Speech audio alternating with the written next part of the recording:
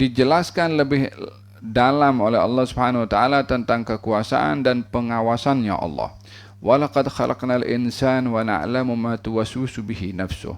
Kami yang telah menciptakan manusia dan kami mengetahui apa yang berada di dalam hati dan jiwanya. Wa nahnu aqrabu ilaihi min hablil warid, dan kami lebih dekat dengan manusia itu lebih daripada urat pada lehernya. Pengetahuan Allah Subhanahu wa taala meliputi segala-galanya. Dikatakan Allah Maha mengetahui apa yang sudah berlaku, yang sedang berlaku, dan yang akan berlaku. Pengetahuan Allah itu tidak didahului oleh ketidaktahuan sehingga Allah menjadi yang baru tahu. Tidak berlaku demikian kepada Allah. Manusia mengetahui, tapi didahului ketidaktahuan. Daripada jahil menjadi orang yang alim atau mengetahui. Hal itu tidak berlaku kepada Allah Subhanahu wa taala. Manusia punya pengetahuan terhad kepada batasan-batasan tertentu. Manusia tidak boleh mengetahui apa yang akan berlaku hari esok atau nanti, ataupun 100 tahun yang akan datang. Tapi Allah Subhanahu wa taala mengetahui apa bila masa, di mana saja. Manusia berada di dalam sekarang ini kita berada di musalla madrasah tazkiyah. Kita tidak tahu apa yang berlaku di luar pintu madrasah. Ada kereta ke, tak ada kereta ke, ada orang ke, tak ada orang ke. Pengetahuan kita terhad. Allah Subhanahu wa taala sama sekali tidak terhad pengetahuannya. Manusia mengetahui apa yang kita dengar kalau berbicara, tapi tak ada yang tahu isi hati. Allah Subhanahu wa taala tahu isi hati manusia yang sedang kita yang bercakap di dalam, ataupun isi hati yang akan kita cakapkan di masa akan datang. Allah pun sudah Maha mengetahui. Ya'lamus sirra wa akhfa. Allah itu tahu apa yang rahasia dan yang lebih tersembunyi daripada rahasia. Apa yang tersembunyi daripada rahasia? Kalau saya berbicara dalam hati saya, semua tak ada yang tahu apa saya cakap. Tapi Allah Subhanahu wa taala tahu apa saya cakap. Yang akan datang, mungkin saya akan bercakap sesuatu. Sekarang saya tak tahu nanti saya akan cakap apa. Tapi Allah sudah tahu apa yang akan saya cakap yang rahasia di masa akan datang. Sementara saya belum lagi cakap. Tiada siapa yang menghalang pengetahuannya, Allah Subhanahu wa taala. Walihada katanya Allah menciptakan manusia dan tahu apa yang bersemadi, apa yang bermain dalam perasaan, dalam hati manusia daripada kata-katanya. Walihada perkataan manusia ini ada perkataan melalui lisan, ada perkataan melalui hati. Kedua-dua diketahui oleh Allah Subhanahu wa taala. Yang baik dikira baik dan diberi pahala, yang buruk akan dikira sebagai dosa. Hanya ada beberapa hal yang bermain dalam hati kita berupa kata-kata yang sekedar lintasan sahaja. Maka bila lintasan itu lintasan yang baik, itu adalah ilham dari Allah Subhanahu wa taala. Seperti terlintah dalam hati untuk bersedekah. Seperti terlintah dalam hati untuk bersilaturahim contohnya. Terlintah dalam hati untuk menolong orang yang susah. Baru lintasan dalam hati, itu suara dalam hati baik. Itu bahagian daripada ilham yang diberikan oleh Allah kepada orang itu. Ada kalanya lintasan dalam hati tidak baik. Ingin mengambil barang si fulan, ingin mengganggu si fulan, ingin memutuskan silaturahim dengan si fulan, baru di dalam lintasan hati. Hal ini diketahui juga oleh Allah Subhanahu wa taala. Hanya yang beza adalah lintasan dalam hati yang tidak baik tidak akan dicatat sebagai satu dosa selagi tidak dilakukan. Tapi lintasan dalam hati yang baik akan dicatat sebagai pahala walaupun belum dilakukan.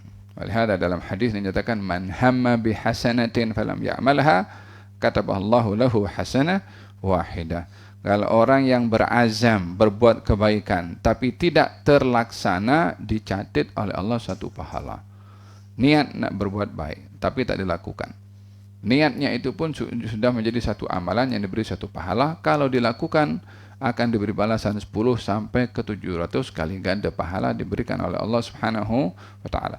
Tapi kalau orang berazam untuk melakukan perkara yang tidak baik lalu tidak dilakukan, maka dalam hal ini tidak dicatat sebagai satu dosa. Faham tom? Dan ini rahmat dari Allah Subhanahu wa taala kepada makhluk yang mukallaf daripada jin dan manusia pada azam, nawaitu, keinginan di dalam hati ingin melakukan sesuatu. Dalam hadis Nabi Muhammad sallallahu alaihi wasallam, beliau bersabda, "Innallaha tajawaza li ummati ma haddathat bihi anfusuha ma lam taqul aw ta'mal." Sesungguhnya Allah Subhanahu wa taala memaafkan ke atas umatku apa yang dibicarakan di dalam hatinya selagi dia tidak bercakap dengan lisannya atau tidak melakukan dengan perbuatannya. Contohnya kalau ada orang lintas dalam hati, contohnya saya akan ambil barang si fulan. Ini kan kata-kata yang tidak baik. Nak mencuri. Selagi dia tidak melakukan, maka tidak ditulis sebagai satu dosa, bahkan ianya dimaafkan oleh Allah Subhanahu wa taala.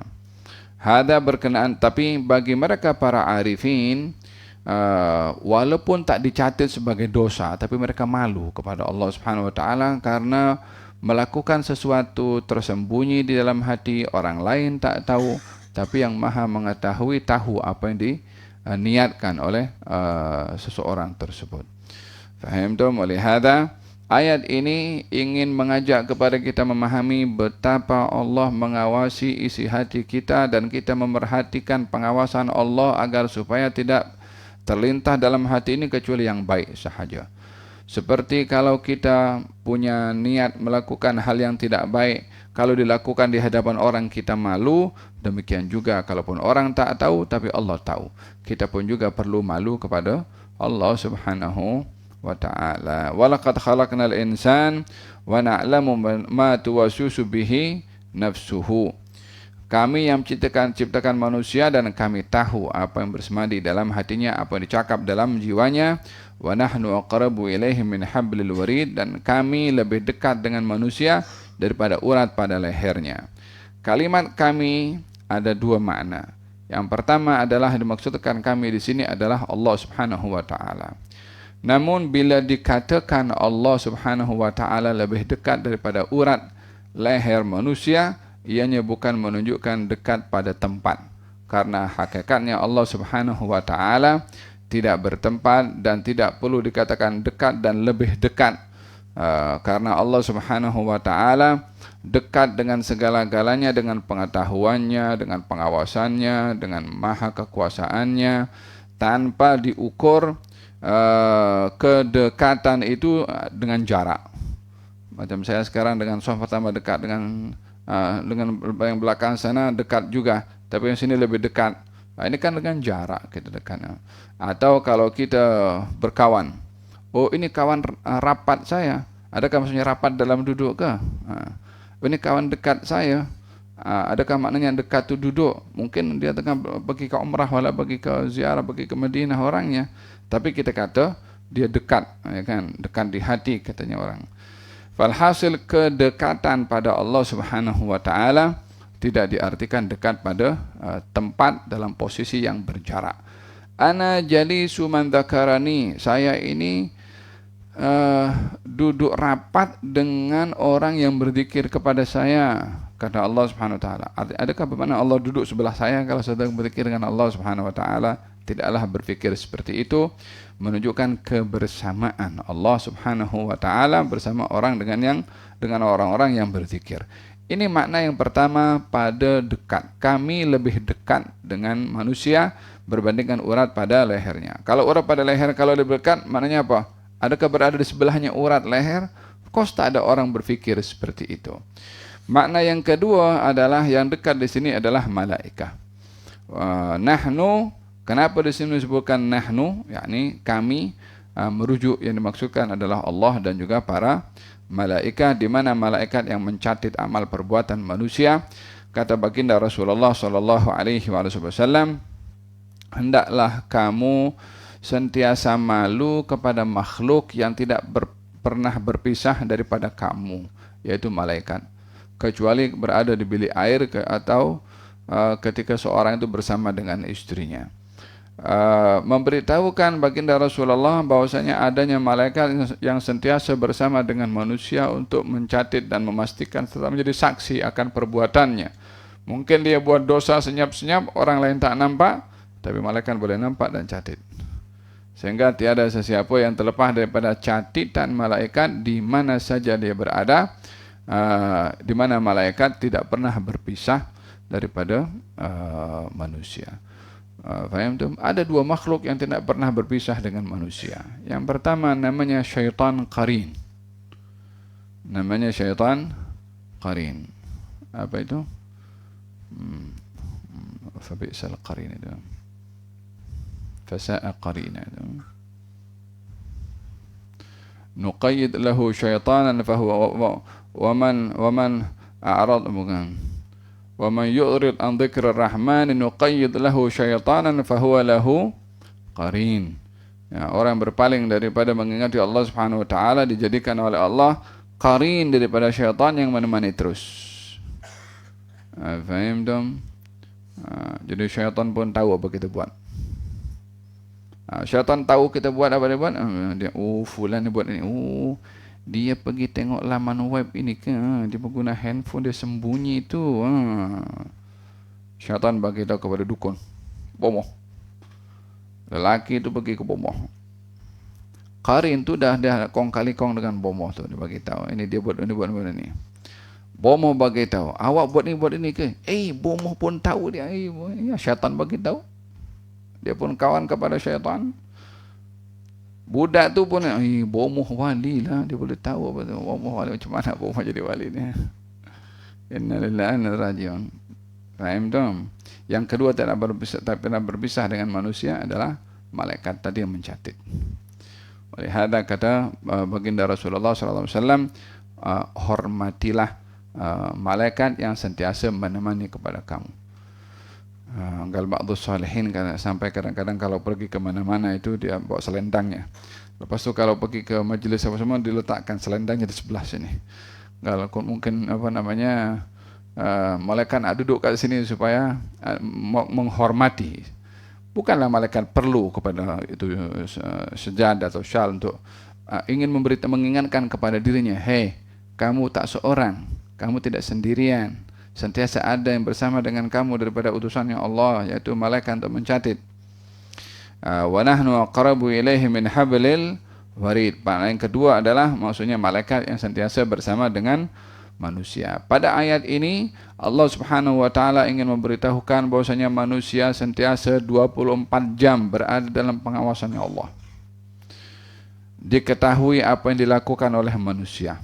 Dicatat semua dilakukan oleh manusia. Dan di antara tugasan yang ditugaskan oleh Allah kepada malaikat untuk mencatat amal perbuatan manusia, id yatalaqqal mutalaqqiyani 'anil yamini wa 'anil shimali qa'id. Ketika yatalaqqa, yakni merujuk kepada dua malaikat yang ditugaskan oleh Allah di sebelah kanan dan sebelah kiri manusia. Qa'id. Qa'id artinya duduk. Kalau qa'ada itu duduk. Qa'id maknanya yang duduk kekal, yang duduk lama. Artinya kalau malaikat ini duduk lama dengan manusia, yakni merujuk kepada kebersamaan malaikat sentiasa dengan manusia. Ya subhanallah, Allah ini tugaskan malaikat-malaikatnya untuk manusia macam-macam. Ada malaikat pencatat sebelah kanan dan sebelah kiri. Ada malaikat namanya mu'aqibat. Lahu mu'aqibatu min baini yadayhi wa min khalfihi yahfazunahu min amrillah. Ada malaikat namanya mu'aqibat, malaikat yang menjaga manusia bila ada hal-hal berlaku yang akan berlaku keburukan apa, malaikat mendapat izin untuk melindungi orang itu daripada kena musibah tersebut, maka malaikat akan menjadi penyebab kepada lelaki atau kepada seseorang itu daripada terkena musibah. Faham tu? Kadang-kadang kita nampak kan orang sedang berjalan tepi jalan atau duduk tepi jalan, kemudian dia bangkit nak pergi ke kedai. Baru dia bangkit ada motor lalu kawasan itu. Yang kalau dia tak bangkit dia kena dengan motor itu. lahu mu'aqibatun min baini yadayhi wa min khalfihi yahfazunahu min amrillah. Fahimtum? Jadi manusia ini dikawal rapi oleh Allah Subhanahu wa taala, bodyguard, dihantar oleh Allah, tetapi apa yang ditentukan oleh Allah bila ingin berlaku, berlaku. Fahimtum? Bukan bermakna penjagaan malaikat mutlak dia akan terselamat daripada daripada apa-apa ketentuan yang Allah tentukan. Oleh sebab itu kenapa kita digalakkan kalau keluar daripada rumah, digalakkan bismillah tawakkaltu 'ala Allah wala haula wala quwata illa billah. Siapa orang keluar daripada rumahnya membaca doa tersebut, maka hudita wa wuqita wa kufita. Maka dia diberi petunjuk, dia dipelihara dan dia dicukupkan. Diberi petunjuk untuk sampai destinasi, dijaga daripada musibah, dicukupkan daripada segala gangguan syaitan, daripada segala fitnah. Siapa yang menjaga? Allah Subhanahu wa taala melalui malaikat yang dihantar oleh Allah untuk menjaga manusia tersebut. Faham tak? Dua malaikat ditugaskan oleh Allah, di sebelah kanan untuk mencatat kebaikan, di sebelah kiri untuk mencatat keburukan. Qa'id, yang sentiasa bersama dengan manusia tersebut. Faham tak? Maka dalam hadis Nabi Muhammad sallallahu alaihi wa ala alihi wasallam dinyatakan bahwasanya malaikat ini bila siap dengan pen untuk catat apa saja perbuatan manusia. Tapi yang jadi ketua daripada dua malaikat ini adalah malaikat sebelah kanan. Malaikat sebelah kanan menjadi ketua kepada sebelah kiri. Dua-dua malaikat bertugas untuk mencatat. Sehingga malaikat itu mendekatkan diri kepada Allah dengan mencatat amal perbuatan manusia. Bila melakukan kebaikan, malaikat sebelah kanan terus catat. Bila melakukan kemaksiatan, malaikat sebelah kiri diperintahkan oleh malaikat sebelah kanan. Tunggu dulu, jangan catat. Mungkin saja dia akan beristighfar sebentar lagi dan mohon ampun dan insaf. Maka kalau dia beristighfar dan mohon ampun dan insaf, kamu tak perlu catat. Kalau tak memohon ampun, tak beristighfar, barulah kamu catat. Sehingga pada kebaikan terus catat. Pada maksiat suruh tunggu dulu. Sehingga adakah dia beristighfar atau tidak. Di sini secara sindiran, bila orang tergelincir melakukan dosa, jangan tunda untuk segera bertaubat sebelum dicatat oleh malaikat. Beza itu catatan kalau sudah dicatat kemudian dihapus, dengan dia tak dicatat sama sekali. Kalau dihapus mungkin ada bekasnya sikit-sikit. Kalau tak dicatat maka dia masih bersih. Faham tak? Oleh hadza fil hadis menyatakan orang kalau berbuat dosa nukita fi qalbihi nuktatan bayda. Kalau orang berbuat kebaikan akan diberi titik berwarna putih. Semakin banyak kebaikan sehingga hatinya menjadi putih bersih. Kalau melakukan dosa diberi titik berwarna hitam, noda berwarna hitam. Semakin banyak dosa sehingga menjadi hitam, hatinya menjadi gelap. Bukan pada warnanya, pada sifatnya menjadi keras. Hatinya disebabkan oleh kerana maksiyah wal iyad billah. Faham tam? Ma yatalaqqal mutalaqiyani 'anil yamini wa 'anil shimali qa'id. Dua malaikat yang mencatat sebelah kanan dan juga sebelah kiri. Yang sebelah kanan mencatat kebaikan dan sebelah kiri mencatat kejahatan. Dalam Al-Quranul Karim Allah Subhanahu wa taala berfirman, wa inna 'alaikum lahafidhin kiraman katibin ya'lamuna ma taf'alun.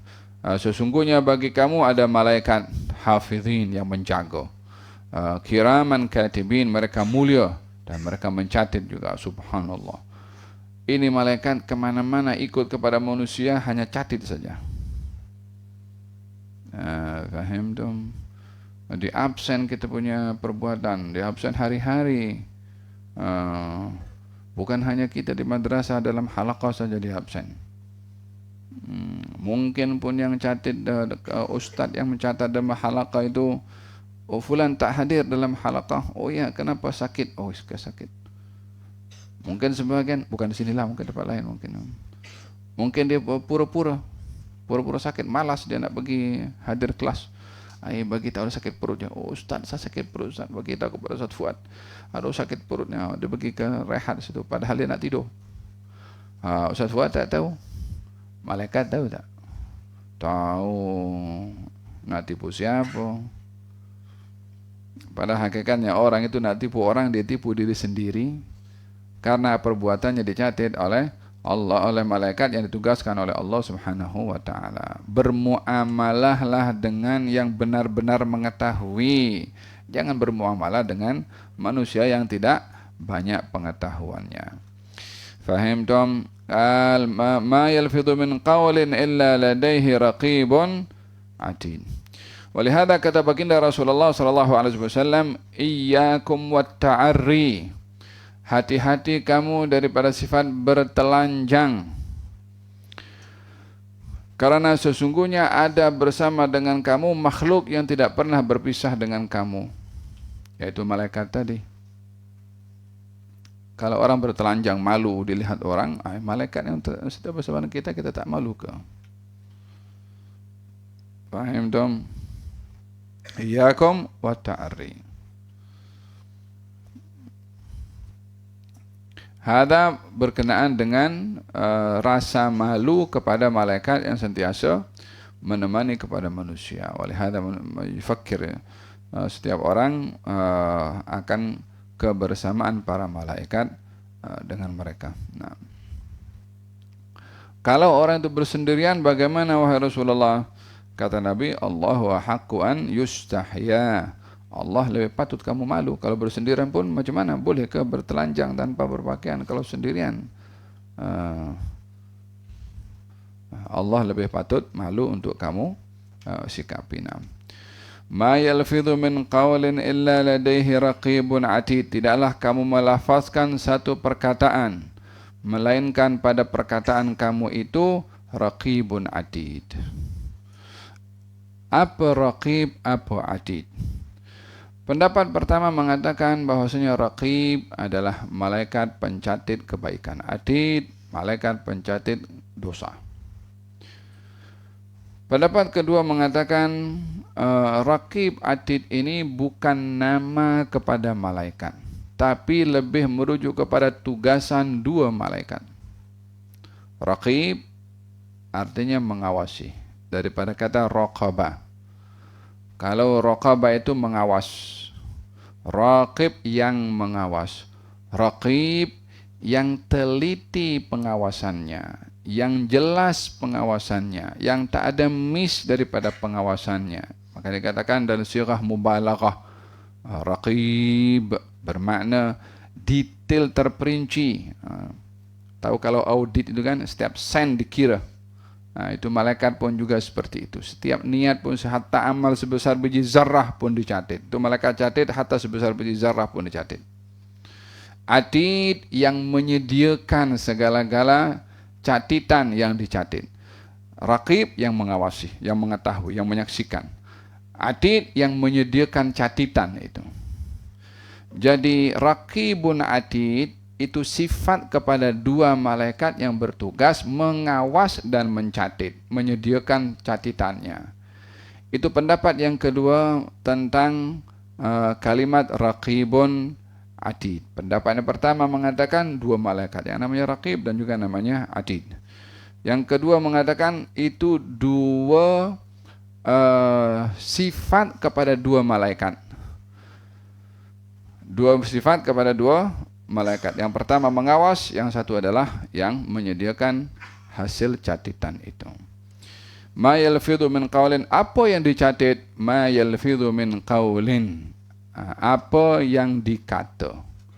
Kalimat yalfidhu yang terkeluar daripada mulut berupa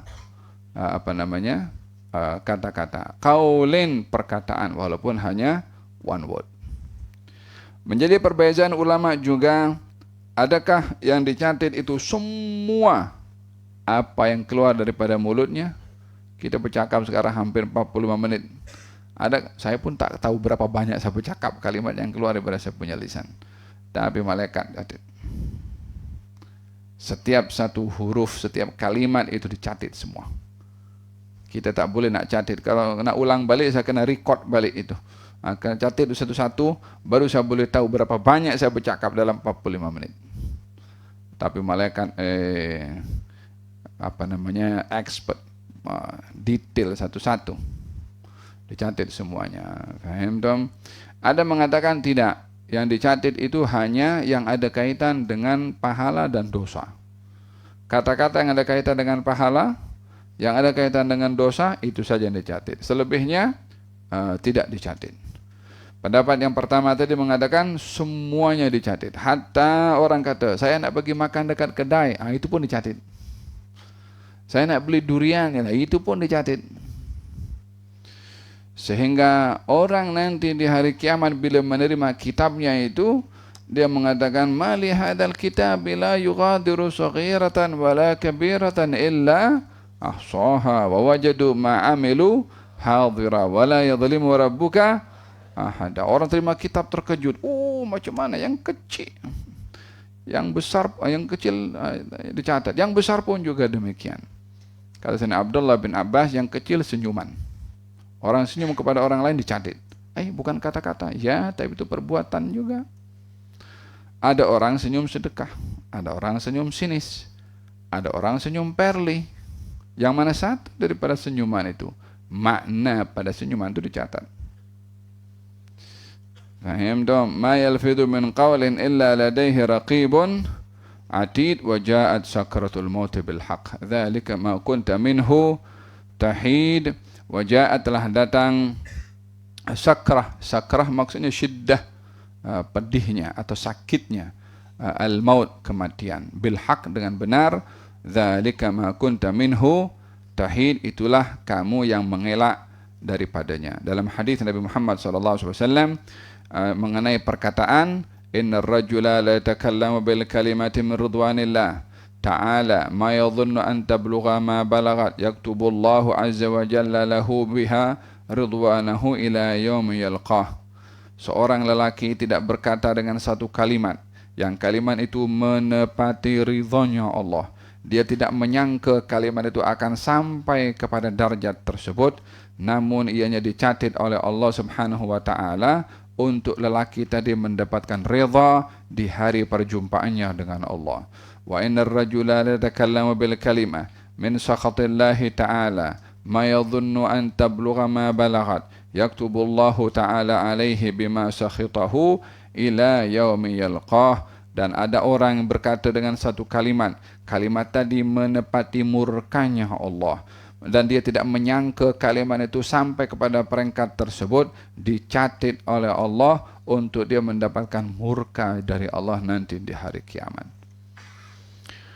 Walihada ba'du salihin, ba'du sahabat meletakkan batu di mulutnya, digigit, yang boleh untuk bila ingin berbicara baru diambil itu suntik gigit untuk dia berbicara. Sebab apa? Dia lidah ini kan dia tak ada break atau apa namanya, tak bertulang, dia mudah untuk nak bercakap. Kalau ada satu yang digigit maka dipikir dulu. Kan kalau dia bercakap itu apa namanya, dikeluarkan dulu apa yang digigit. Pada masa itu dia pikir nak cakap ni cakap berfaedah atau tidak. Sebab setiap kata-kata ada catatannya, ada penilaiannya. Oleh hadza hati-hati kalau cakap dengan kawan-kawan, hati-hati kata-kata jangan sampai menyakitkan. Jangan kata-kata berupa ancaman menakutkan kepada orang. Faham tuh? Kata-kata itu akan dicatat dan akan dipertanggungjawabkan. Wajat sakaratul maut bil haq, telah datang pedih dan sakitnya kematian dengan benar. La ilaha illallah. Walihada di antara doa baginda Rasulullah sallallahu alaihi wasallam, Allahumma hawwin alayya si sakaratul maut, atau kama qala, ya Allah ringankan kepada aku daripada pedihnya sakaratul maut, daripada pedihnya sakaratul maut.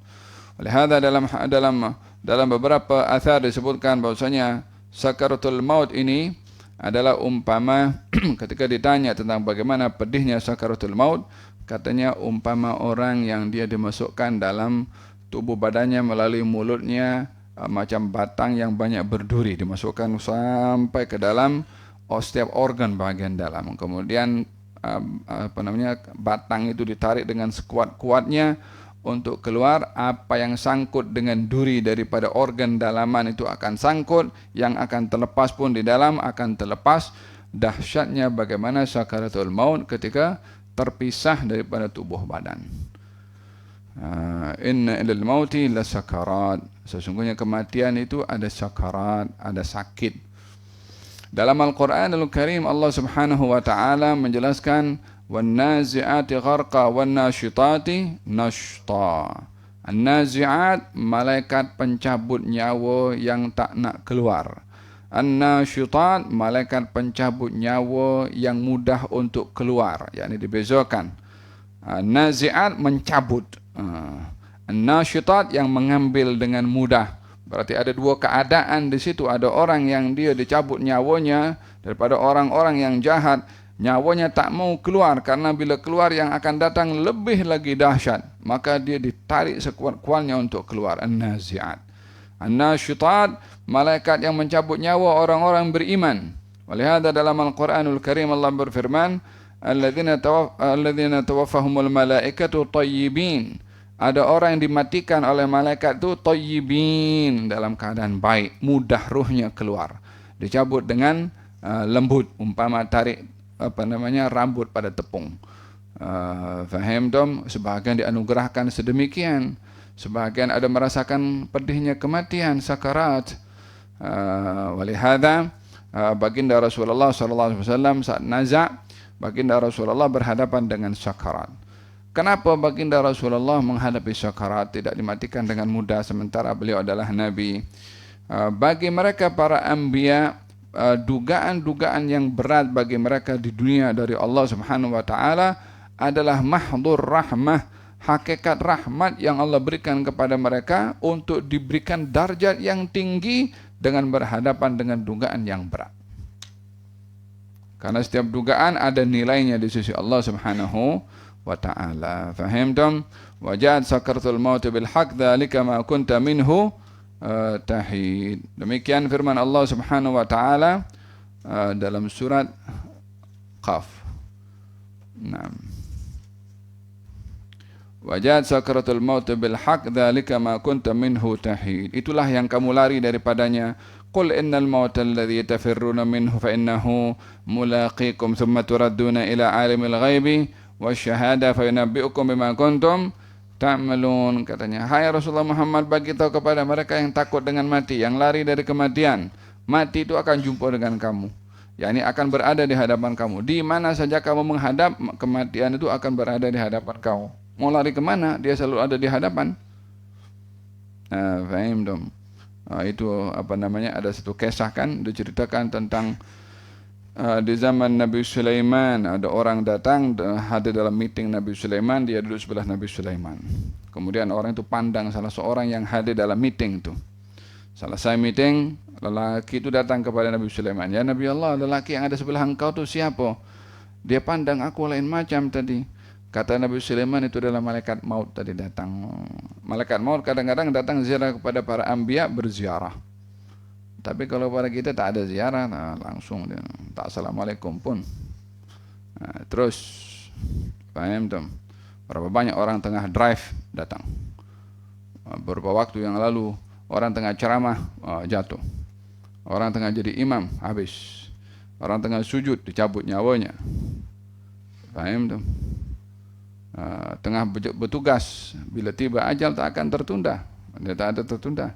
Dia tak akan beritahu, fadhal silakan solat 2 rakaat dulu, taubat nanti aku cabut nyawanya. Terus idza jaa ajaluhum la yastakhiruna sa'atan wala yastaqdimun. Satu saat pun tak akan terlambat. Tugasnya bila. Kata lelaki tadi, ya Nabi Allah, janganlah engkau wahai Nabi Allah, janganlah engkau pertemukan aku dengan dia. Bawa aku jauh daripada dia. Dibawa oleh Nabi Sulaiman, hantarkan angin, bawa orang itu pergi jauh ke suatu tempat. Malaikat maut sudah standby di situ, dah dia cabut nyawanya di situ. Balik lagi kepada Nabi Sulaiman, saya mendapat tugas untuk cabut nyawa orang yang kau hantar tadi di tempat yang kau hantar tuh. Aku perasan kenapa dia kat sini, aku perintahkan cabut dia di sana. Walihada manusia dalam hidup ini kejar mengejar. Ada mengejar cita-cita, ada dikejar oleh kematian. Nas'alullah lana wa lakum husnul khatimah. Semoga Allah memberikan kepada kita husnul al-khatimah, meninggal dunia dalam keadaan yang terbaik insyaallah, dalam keadaan baca Quran, dalam keadaan sembahyang, dalam keadaan bersedekah, dalam keadaan hadir majelis ilmu, dalam keadaan berzikir, walhasil dalam hal-hal yang baik untuk mendapatkan husnu al-khatimah. Ya Allah biha, ya Allah biha, ya Allah bihusnil khatimah. Insyaallah kita akan bahaskan berkenaan dengan hari kiamat. Wa nufikha fis sur dzalika yaumul wa'id. Setelah dibahaskan tentang pengawasan Allah Subhanahu wa taala, catatan para malaikat dan sampai kepada sakaratul maut, dan akan dibahaskan kemudian adalah berkenaan dengan tiupan sangkakala pada hari kebangkitan.